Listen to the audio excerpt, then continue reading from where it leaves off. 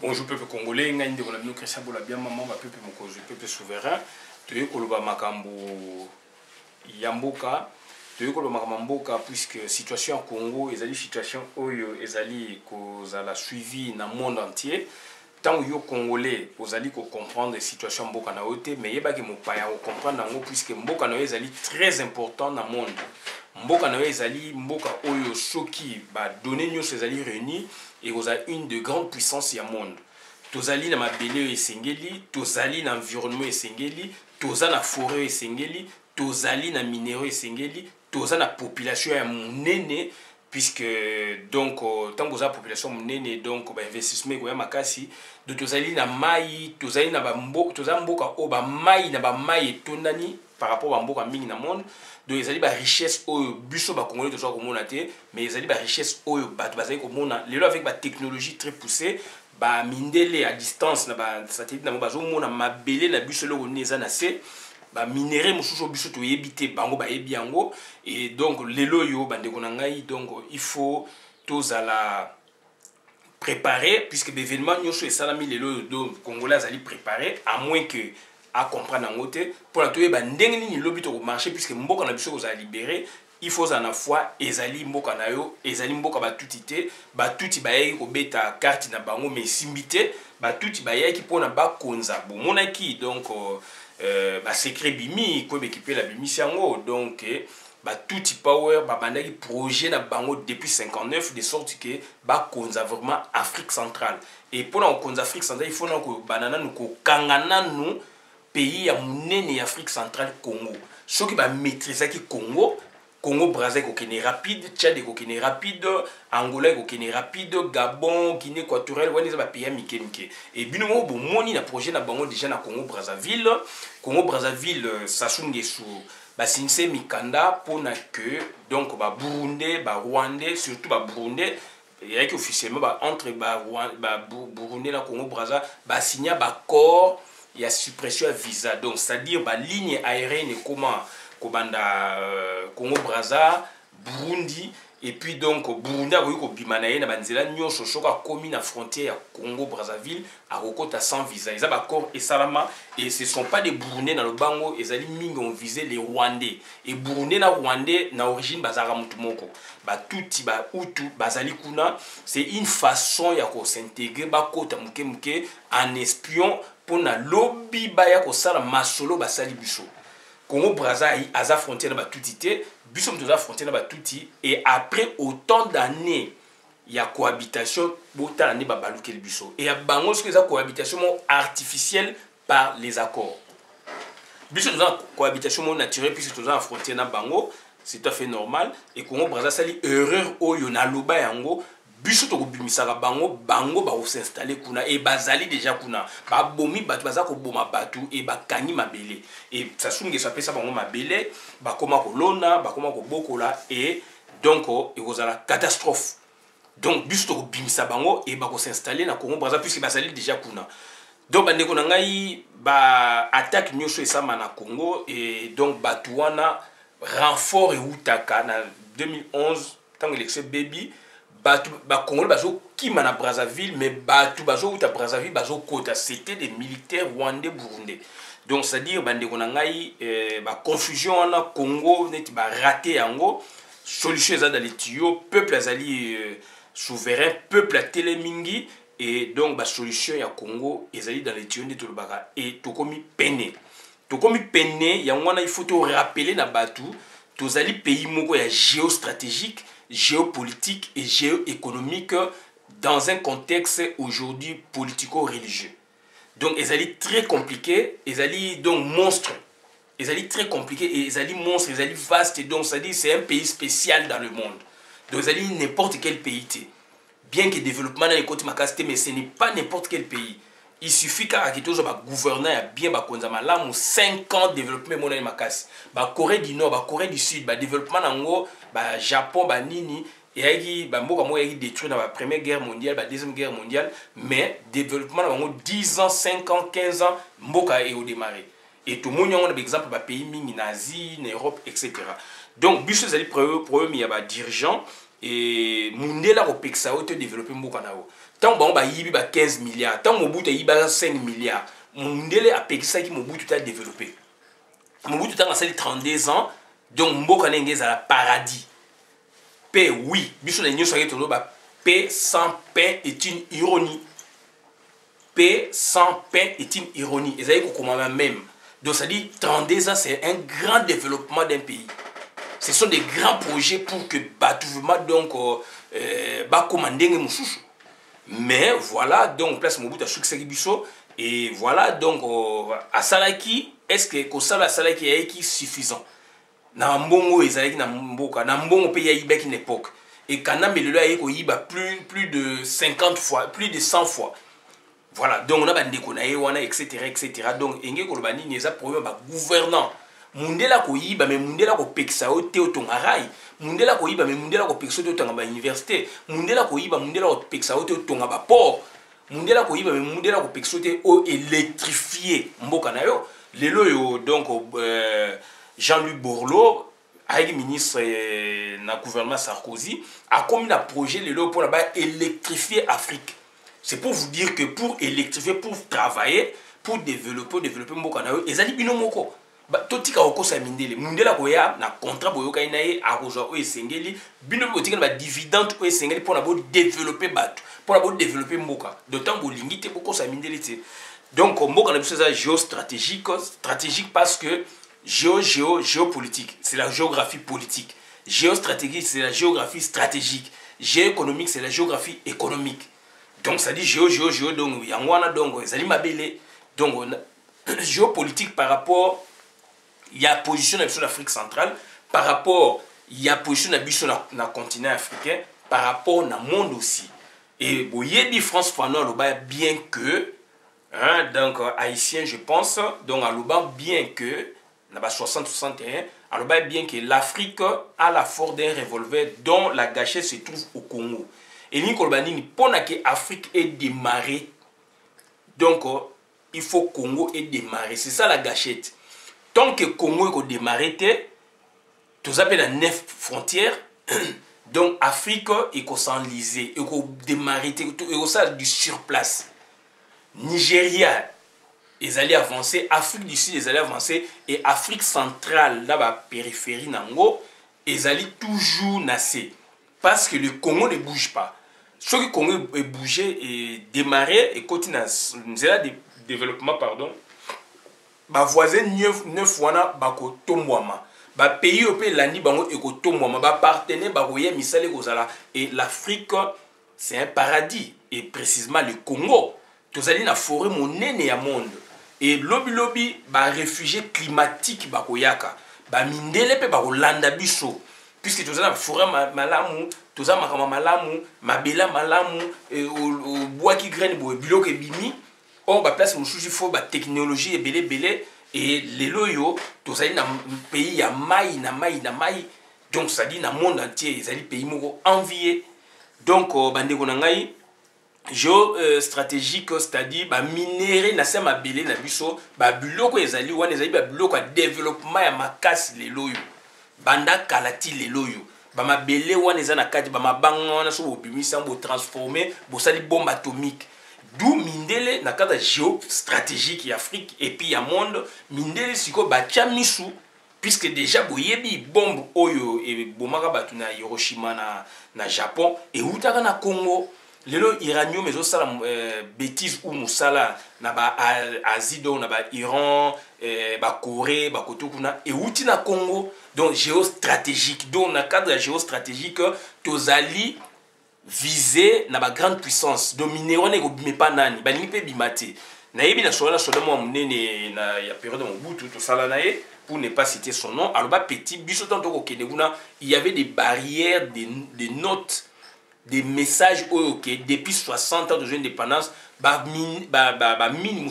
donc congolais ayi kokotati oh il y a iranium il y a cobalt pour nos quotas il faut aussi une autorisation des États-Unis tant ba ça fidèle avec ba conséquences ka ba mindele et donc Laurent Désiré Kabila na kanambe o ba fungola nzela ba pesi ko ba puissance voyou lelo ba komi donc ba puissance o bazali ko déranger batu.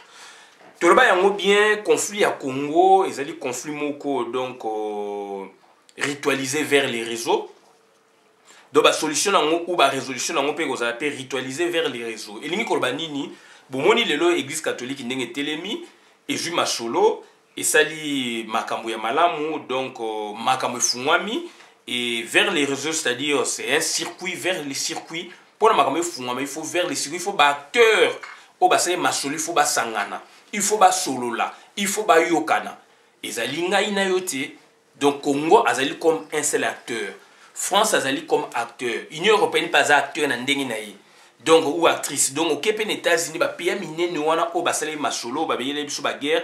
Donc esengeli ba sangana vers les réseaux. Toloba yango, toza koloba yango to zongse bino vidéo o ya kala, toloba pe moi makamwana yaki tout ça là nous les combattants. Donc c'est-à-dire makama Congo eza okene vers les réseaux.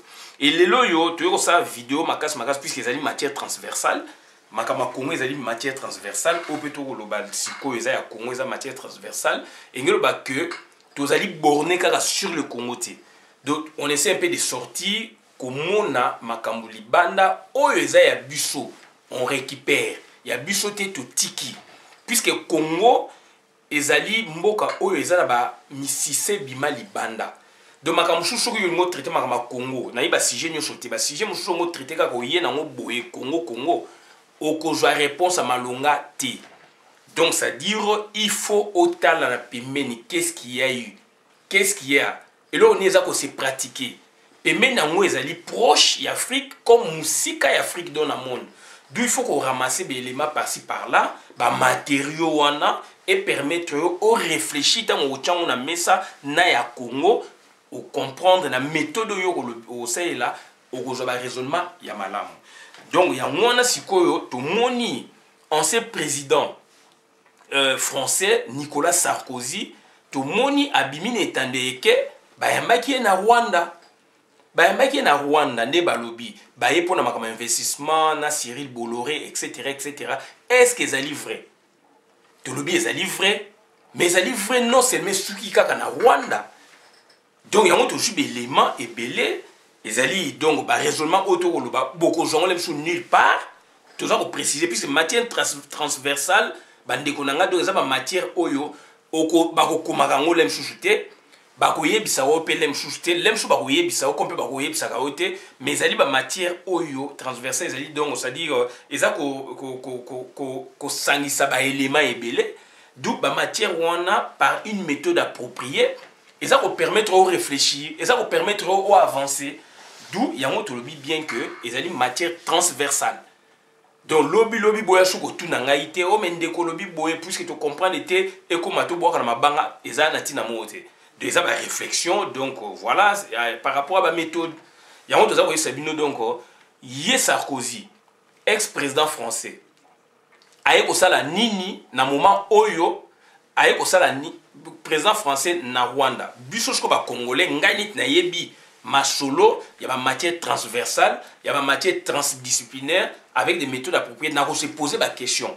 Puisque Nayebi Sarkozy, dans le passé, il y a une co-gestion na biso, co-gestion, il y a des minéraux na biso na Rwanda, to kabola gestion, par rapport à accord à l'Émirat.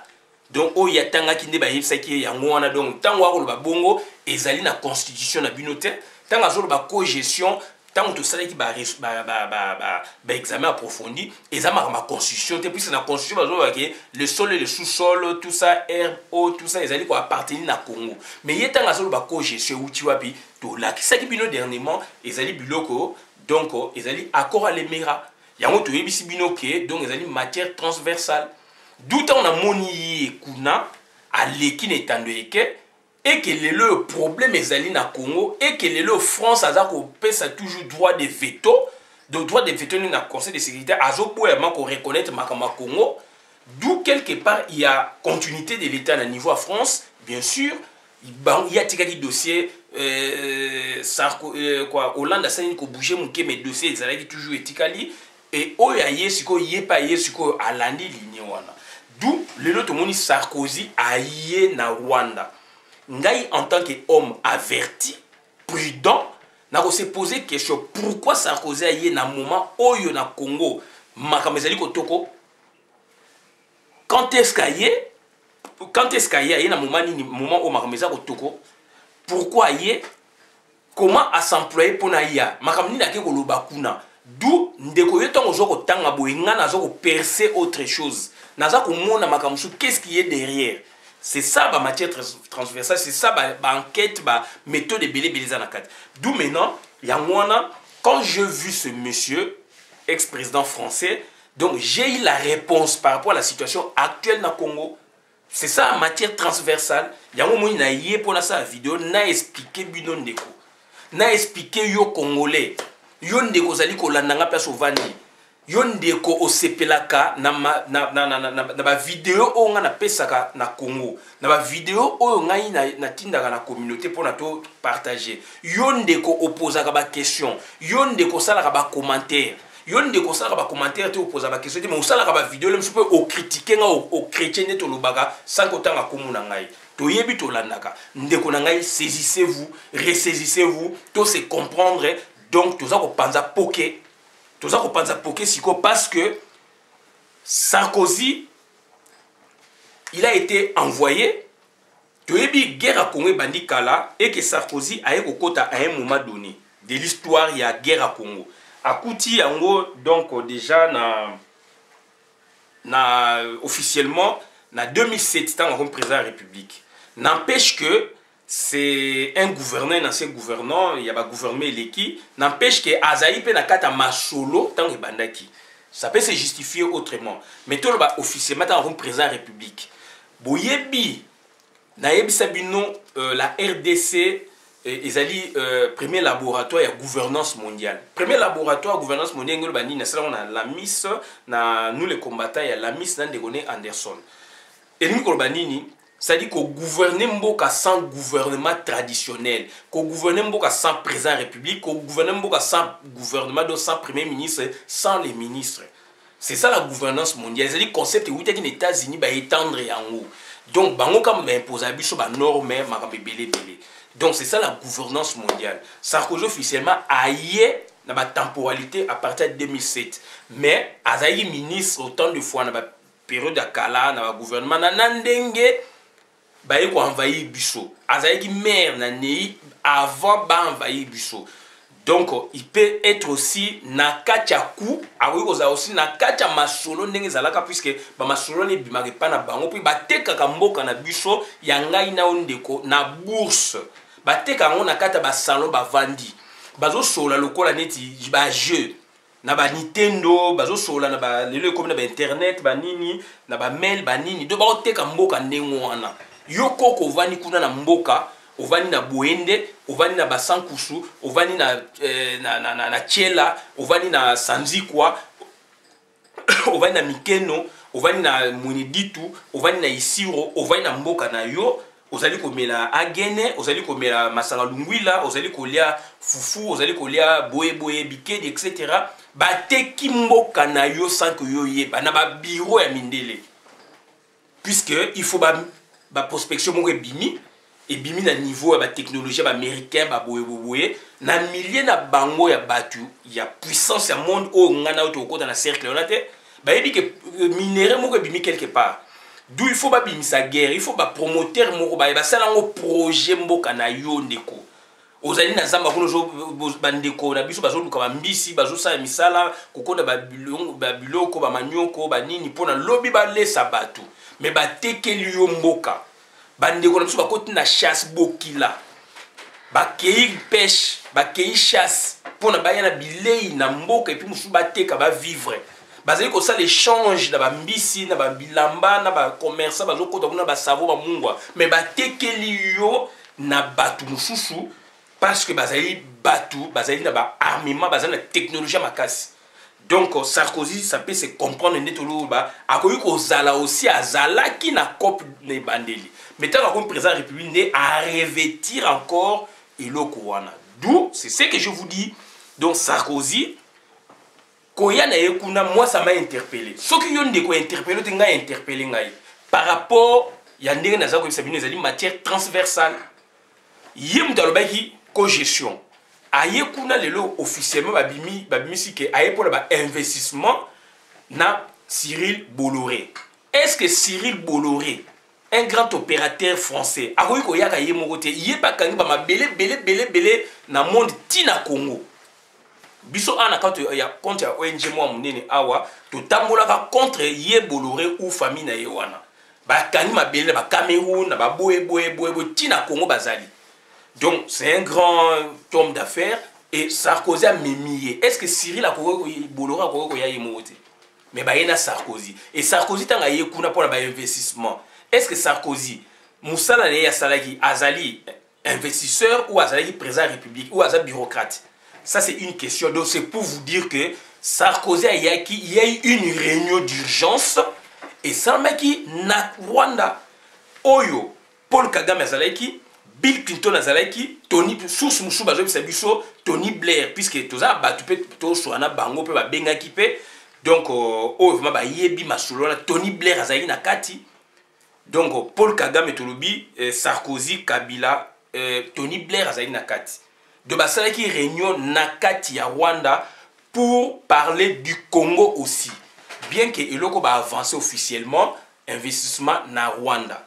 Mais non, puisque y a Azali Cyril wana Bolloré azali investisseur. Azali Mutaza na mbonge belé, c'est un grand homme d'affaires boye azala ba domaine belé d'exploiter. Aroshuka na Rwanda te. Yango tozo bisabino et na Rwanda ba pesa monopole ba exploiter Congo. Ba minéré pona ke ba bandako traité yango na Rwanda. Usine wana ba Canadien ba sali. Est-ce ezali kaka ba Canadien? Usine koza ya mboka bo mais il y a des parts ba tekaka. Est-ce que Sarkozy ça na quantité? Est-ce que Bolloré ça na quantité? Est-ce que ndeto bisa bino ba dirigeant du monde. Na donc na la RDC donc était le premier laboratoire na monde. Donc, bah, dirigeant du monde. Tout l'accent bino la pyramide. Donc, ça dit, bah, dirigeant du monde, ça dit, bah, gouvernant, bah, PDG, bah, ministre, etc. Bango mutu, bah, ça là, bah, masolo na bango. Bah, créer le usine, bah, créer un traitement, ya coltan, na frontière, de l'autre côté, na Rwanda. Or, Rwanda, ça na coltan, bah, Canadien, bah, bengi, bah, Canadien. Est-ce que société, ça a nationalité canadienne? Surtout, bien, ça a nationalité canadienne, bah, oui. Mais, bah, actionner, ça, bah, nani. Ça aussi, il faut fouiller. Mais ça va permettre de recherche macasse. D'où, on attend qu'il y ait un investisseur et pas un ennemi na yo ndeko à quelques centimètres près, il y a frontière pour parler d'investissement. Il ne vise pas ce pays, donc il vise Mboka na yo. Et il vise Mboka par rapport à quoi? Par rapport à une situation actuelle, le peuple congolais a tomboki a télémi. A Tomboki a télémi et d'où maintenant il y a une réunion d'urgence. Bill Clinton a zalaki wana donc Tony Blair boyebi batolami balé bazali conseiller bénévole. Il y a Paul Kagame. Boyebi ba guerre na biso ba anglo-saxon et deux personnes on a deux grandes personnalités dans le monde chef de gouvernement, chef de l'État donc États-Unis Bill Clinton et Tony Blair donc en Angleterre ex et na ba pays wana ex bazali mais bazali vraiment considéré. Ils ont été bisotés. Ils ont été présents à Savoubourou, beaucoup de Sili, négligé à zone dans le village, ti toyo qui même a comme été donc na aucune musique à babi na aucune basu musa comme ti côté quand même masaransa mané bien sûr que ça vérité mais et ça n'a pas c'est un bilo quand un président de la République bo sali coup d'état bo miete mais bo négligé jusqu'à ce que donc bo tienne ba condition mo bo donc il faut souffrir à Koufa après que le gouvernement ba soin médical le banane non mais na pote za bongote chef de l'État tant au pouvoir Nesili azana salaire naie donc azana donc mbongo naie be monument naie donc azo putaye azana ba garde du corps donc azali ils vont plus qu'un ministre voilà en quelque sorte na ramoko ko le quand même ministre d'où batuana tant il y a zoya mutamunene ndengwana ya France ou asenga cogestion ce n'est pas par rapport à votre constitution loi supérieure ou le lobby qui m'a belé sous son news faisait bino mais il y a parlé ça la légion par rapport il y a accord à l'émirat muteloba bilo ka cogestion wana il y a minéré donc Sarkozy a fait allusion à accord il y a l'émirat il fait pas allusion à constitution la bino tant le même ma cogestion en 2010 à yaki wana d'où le lo yé mutamunene ndengwana a diriger qui France to moni depuis tant il y a diriger qui a toujours kolanda le koso ba minéré na biso kolanda toujours Kagame et tout ça et puis ayi kolobama ma co-gestion lelo ya ye na mboka lokola Rwanda et azo parler d'investissement mais non bandeko na to za maele. Donc raison pour laquelle na cette vidéo oyo puisque tout solo pe na batu donc na batu pe oyo ba pesa biso ba information mususu d'où il y a eu ces problèmes, il y a eu réunion d'urgence, il y a un gouverneur du monde, bateau basala masolo, il y a guerre wana, bateau ba créer ba multinationale, ba société na bango na bamboka na bango ezako se confondre, ba créer ba société pour na ba liaka ba gagner de générations. Boyebi lelo yo Hillary Clinton a réclamaka ba droit ya ba koko na ye ndenge ba investissaka pour na état indépendant du Congo. Après plus de 100 ans, il y a réclamé yango et bamushu bakoti na danse na sens wana et donc batikali actionnaire libéra ba kokufaka 200 ans après bana na bango bako réclamaka ba droit wana. Et c'est ça ce que Sarkozy a fait, c'est ça ce que les autres ont fait na Congo. D'où réunion d'urgence yaki et balingaki ba talaki maka mouvement de près ba Roubero bazalaki wana dans les parages. James Kabarebe bazalaki dans les parages puisque donc Joaki représentation na bango na kati azalaki à part président na bango Hippolyte Kanambe et puis na kati na libanda na kati kuna donc pe moko na bango azalaki et ils ont parlé du Congo et parler na Congo donc vision et keseneki vision keseneki to yaki na trois sortes de vision. Vision, il y a donc deux grandes visions. Vision, il y a Bango, ex-président du monde. Il y a vision où il y a qu'on rappeler que Masolo et Baby, puisque Makamnabiso continue à réseau. Makamnabiso continue à réseau. Ndé tolbaï Makamakongo ils allaient ritualiser. Solution on fait ça na réseau. Et continue à réseau à partir Église catholique. Et continue à réseau à partir Église catholique. Donc ils ont une situation très complexe et c'est les tous à la batuloka ba cardinal Mosengo donc basay Moussa Makasi na aura nae Makama Congo et comme sur la scène internationale d'où ça bougeait les lignes et yango moni Sarkozy ayaki na ba ninga nae mususu ba bimina ba etandekete ba yaki pour en parler le makambu ya ba société na bango basalaki o biso to bengi pillage biso to bengi bango ko boma batu. Ils s'en foutent pour le nombre de monde. Donc ils s'en foutent. Donc il y a vision, il y a francophone des Alaki, il y a anglophone des Alaki. Donc vision, il y a Mindele, voilà, anglophone, francophone, il faut parler par rapport à la situation actuelle, il faut bouger. Bako et Saint-Sylvestre, ils ont respecté d'après Bango et qu'il y a un danger dans l'avenir avec la détermination du peuple congolais de l'eau. Par le prélat, donc par l'église, et donc Sarkozy, Bill Clinton, Tony Blair, bazali une vision moko conciliante. Conciliante dans le sens que Bazo Senga, donc rappel historique et la relation de bon voisinage, to solola, to yokana, boye, pese ba conseil à sens wana. Bakene musika mingi mais basenge toujours co-gestion ya ba minéraux entre biso na wana et bazo traiter na Kabila. Bazo traiter na Kabila et non na parlement congolais ou non na ba congolais. Donc c'était ça c'est côté donc Mindele wana ex-gouverneur du monde na Kagame et Kabila azaki ne loko kolobate puisque c'est ça la solution proposer solution à ce Congolais, à s'ouvrir davantage, donc ce Congolais de classe politique congolaise, à s'ouvrir davantage pour ne pas parler respect à bon voisinage, puisque normalement, naturellement, tous les frontière na Bango, respect à bon voisinage, ça me rappelle aussi philosophie politique au Mobutu Azaleki na CPGL, et puis donc surtout co-gestion minéraux entre les deux frontières pour apaiser la tension, etc. etc. Mais il y a une situation où les Congolais ont été et puis Simbakité et aussi Mbaté, donc il y a un lobby qui peut sa conseil. Puisque Bango et côté le Bango a un réseau, il peut sa conseil, donc le conseil c'était ça. Et maintenant, vision Sikoyo, il y a Bango, vision Sikoyo, ils ont qui en opposition à vision, na Kati Sikoyo, il y a Rouberois, na James Kabarebe. Puisque Kabila Bimi le là au-dessus na Bango tout. Donc, si Bango baza ba tout power. bango baza ko diriger mboka oyo azo diriger de l'intérieur Roubaix oyo azo ko diriger de l'extérieur donc James Kabarebe. D'où maintenant qu'est-ce qu'il y a? Il y a eu na niveau ya Roubaix donc vision introvertie et considération du problème. Na niveau ya Sarkozy donc il y a une vision extravertie et appréhension du danger. Il y a problème. Sikoyo voilà, ça c'est la grande vision européenne, conseil donc vision extravertie et appréhension du problème, du danger du problème. Si quoi vision il y a local ou périphérie, il y a Congo, donc vision introvertie et considération du problème. Donc maintenant tu as la vision à Roubaix depuis la RDC puisqu'il y a ça qu'on dirige depuis le Congo.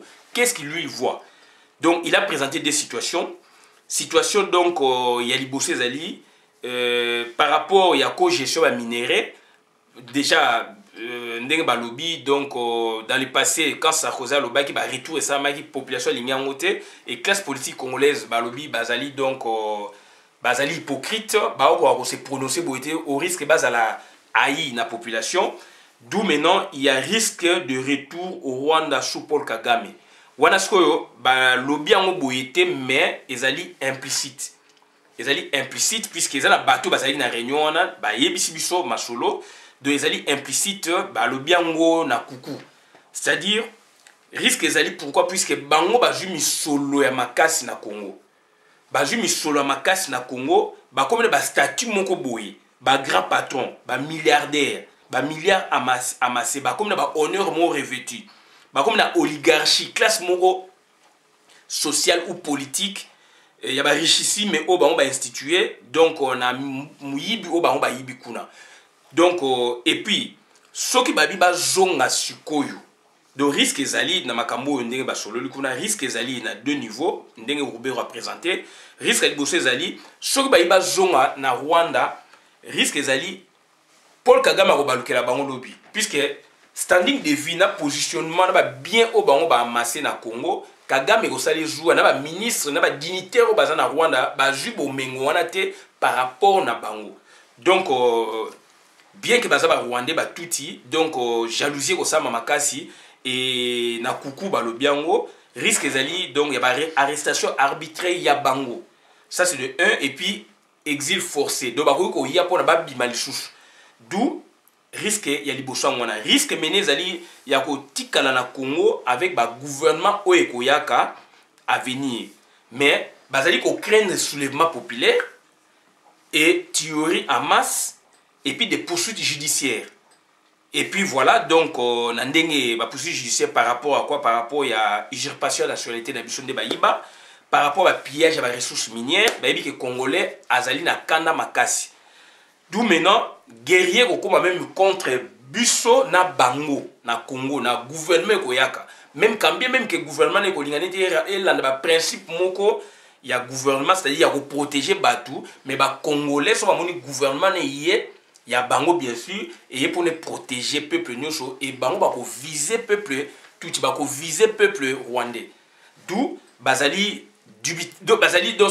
donc on a deux positions on a il y a confusion ba ebelo ko osala te bazali donc okui ba négocier pe na ba congolais et aussi mbaté na ba congolais oyo lelo bazana ba rasop garantie mo rezalité d'où bazali batu oyo ba se livrer bango moko bazana deux positions ambiguës bazana deux positions compliquées ba évoquer yango et voilà situation oyo et maki na réunion pour na côté Roubaix côté maintenant James Kabarebe il a dirigé Congo sur la carte, bien qu'il a vécu un peu, mais sur la carte durant un laps de temps, Azali Libanda. Bango va passer vision à 4, mais il y a Azali Libanda. D'où, en tant qu'il y a Azali Libanda Rwandais Tuti Power, il y a Azali qui a évoqué continuation, il y a Masolo, donc il faut pas continuer l'action, de sorte que à forcer les Congolais ou la classe politique congolaise à faire des concessions.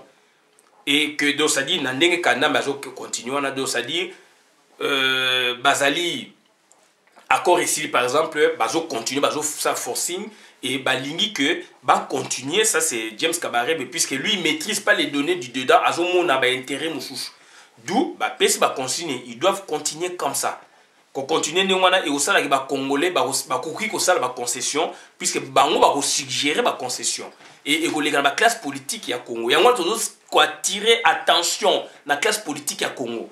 Donc il y aura des concessions par exemple sur la nationalité, multiples nationalités boyo kaka balobaka yango, et puis sur pour na bango baza ba congolais, puisque bazwaka nationalité collectivement na 72, or nationalité na yaki ya mabe et yaki ndeko na bango mtasayela ki bango aidaki bango. Donc Bisengimana papa ya Bisengimana oyo Bisengimana Wema papa ya Bisengimana oyo ya ministre oyo azalaki donc policier général.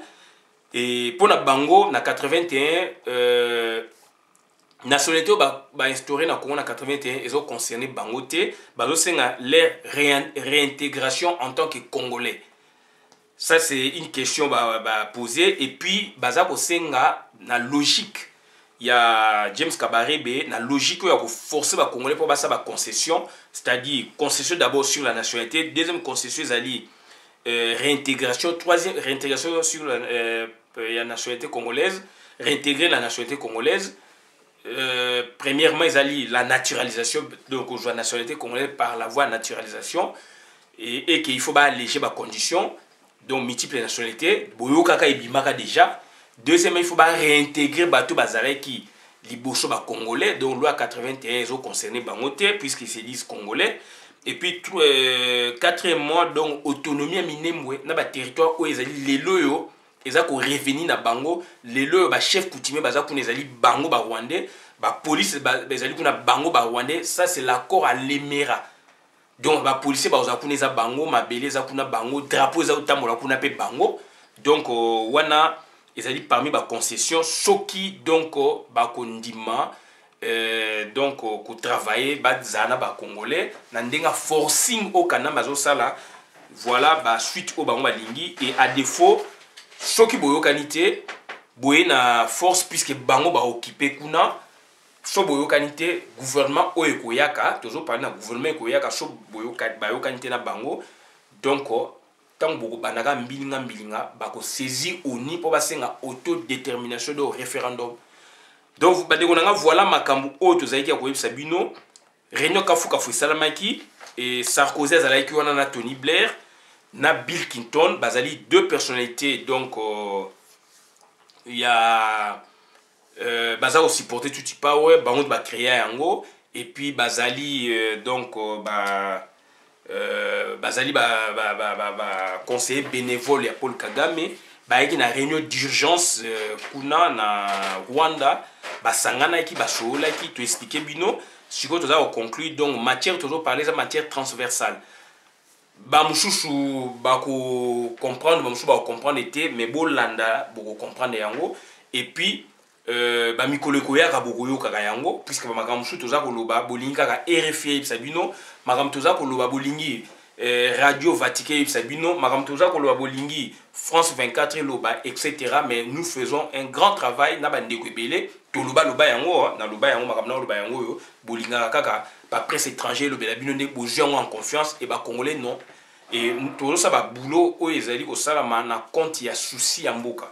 Donc il y a eu une grande réunion stratégique avec ex-président na gouverneur du monde na kati ya Kigali par rapport à l'investissement de balobi, mais surtout ça situation à Congo parce que situation à Congo le côté na ba réseau donc ningisi monde, et donc bango baza mindele bayebi risque ezali ba perdre risque ezali donc ba répercussion et tomber na ba faire entre guillemets bon basali et retomber donc on a pays où on va protéger qui puisque congolais soit tomboki et aux matata mingi, et yangwana donc réunion ezalaki qui ont pris part à la réunion na votre Kanambe président de la République usurpateur Robert Azalaiki kotokuna James Kabarebe, Bill Clinton donc Tony Blair et Paul Kagame, et avec réunion moi makasi salamaki, et Tony Blair banani donc parler na vision na bango to bengi extraverti et appréhension du danger du problème, expliquer formuler souhait na bango, et bazaki un peu conciliant dans le sens à montrer n'est-ce pas na tout wana que boza lien historique na bino bo préserver yango, et puis bossa la co-gestion minière.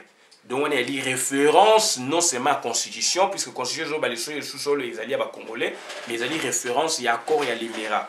Et quand Sarkozy parle comme ça, donc ça dit c'est malheureux, donc à côté de la mafia. Sarkozy à côté de la mafia. Bill Kitol à côté de créer la mafia. Voilà. Et la vision introvertie, ils ont deux sens. Introvertie et considération du problème, on est Roubaix-Roi depuis la RDC à l'Akissi, Ndengenini, Bango. On est quand même makamsu pemeni puisque devant Kagame banane bakolobate mais na ba structure na bango na mike toyoki ba lobby ango. Donc à présenter deux situations, danger zali risque zali ba zonga na mboka na bango puisque lobby ba ko balukela bango na régime ba dignitaire à régime puisque bango ba zumbong ebele ba comme na vie mususu et ba ko revivre souvent kunate ba zala na simaya. Et puis bah vivre bah makambo yo bah comme qui awa na Congo na liberté bah créer moi oligarchie na bango et gopé ça moi bah jalousie et créer bah arrestation arbitraire bah kanga bango et puis makambe belé puisque bah c'est servir aussi hein des bah so na bah considérer mingi bah tout bah ou to power modéré bah pc bango bah conseil bah grande dignité ou to power bah coopérer na bango bah pc bango moi bah maïle ndengwana. Donc, et puis risque aux alliés, deuxième risque aux alliés côté na Congo, na ba gouvernement koyaka soulèvement populaire, tirer en masse, ba conséquences tirer en masse, ba poursuite par rapport à il y a usurpation sur la nationalité congolaise, ba pillage à ressources naturelles et puis ceux qui même gouvernement n'est dans le sens que ba travailler, ba protéger ba peuple congolais à ça la guérilla contre bango. Donc, et puis James Kabarebe a soulevé qui va point par rapport à Yendengazakomona, mais il y a vision des années Mingindemona Hippolyte Kanambe. Donc, c'est-à-dire, il y a ma casse minité, de bâtir la position pour il faut continuer et que avec la classe politique congolaise, il y aura des concessions. Bandima bango, bazali ba rwandais, ba congolais, bandima ba zongi saba oyo ba boto bango nationalité kala. Donc et puis territoire à minembwe ndenge bango bakani ba territoire wana ba ndima keza ya bango eza na autonomie ba ndima kezali na kati ya Congo mais eza na autonomie nango gestion nango makam na bango moko eza ba question oyo na classe politique à Congo na ba débat boye ouvert et ko loba marate et puis classe politique à Congo peut être baza complice ba linga pe parler makam nationalité c'est compliqué donc situation ezolo ba na ba CCC na ba réunion ça mendengwana. Et voilà, donc ce qui, au cas où, par exemple, le gouvernement est sikeye, les Congolais ont travaillé pour que, bon samboka, tant que déranger le peuple rwandais, ougandais, burundi, kandi, territoire, na biso, binembwe, boye, puisque kune comme ezali ni na par rapport et encore à l'Émirat, donc ça la ni saisir au niveau pour la autodétermination. Bande konanga voilà makamna zaini ya koyebisa bino lelo na suki awa bona na vidéo malamu bokabola yango na compte à communauté il y a une réunion secrète na kati ya Rwanda avec les dirigeants du monde ndenge toyebisa bino et il y a eu ba apport il y a ba groupe ba vision ba groupe par rapport il y a ndenge baza ko mona makambu et danger commis na kana bango et malheureusement donc quoi opposition congolaise ou classe politique à Congo na parlement on a bien que ça ya Bujoba ba lingaka jamais ko parler na makama nationalité makama nationalité il faut traiter yango c'est ça la base ba sali accord ba parler jamais nango c'est ça la base to le bito suki on a ingeta boka ba vidéo malamu na compte à communauté et c'est ngai Christian Bola bien maman ba peuple mokozi peuple souverain to ko pesa bino explication oyo pona tozana batu o bazaka na kati kuna basola na biso to sola pe na bango ba bengaka pe biso ba komela pe biso et surtout que to moni pe na ba méthode pe oyo esengeli donc réunion ezalaki yango to expliquer bino na lolenge oyo to expliquer par rapport à élément oyo tozali nango bokomona kango nulle part ba ko komela pe bino te rares sont les gens o ba komela bino rares sont les presses o ba ko parler nango peut-être plus tard. Merci.